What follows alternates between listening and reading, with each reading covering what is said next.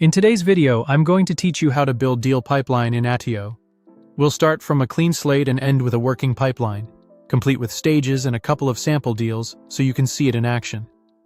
First, head to your Attio home. A quick primer before we click anything. A deal pipeline is a visual system for tracking revenue opportunities as they move from first contact to a final outcome. Each stage represents a step in your sales process, and moving a deal forward gives you instant visibility into progress, forecasts, and bottlenecks. Open lists and click the plus icon to create a new one. Choose Start from Scratch so we control every piece of the setup. When prompted for the object, pick Deals. In Attio, an object defines the type of records you're organizing. Deals keeps everything centered on opportunities, value, and stage changes. Rename the list to Deals Pipeline to keep it clear for your team. Then click Create List. For the layout, select Kanban view. Kanban organizes deals into columns by stage for easy drag and drop. The alternative is a table view, which is great for spreadsheet-style filtering and reporting. You can switch anytime, but Kanban is perfect for pipeline momentum. Add a title field so each card is instantly recognizable.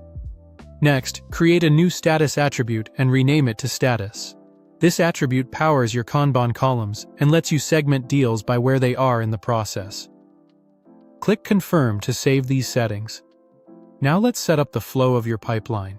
Add a lead stage for brand new opportunities entering your system. Follow that with a qualification stage to confirm fit, budget, and timing. Add a discovery call stage to capture that first in-depth conversation. Include a proposal stage for when pricing or scopes are sent, and a negotiation stage for final terms. Round it out with one for closed success, and lost for opportunities that won't move forward. These stages keep your team aligned and your forecasts accurate. With the structure ready, add a deal. Click Add Deal and select your web dev record.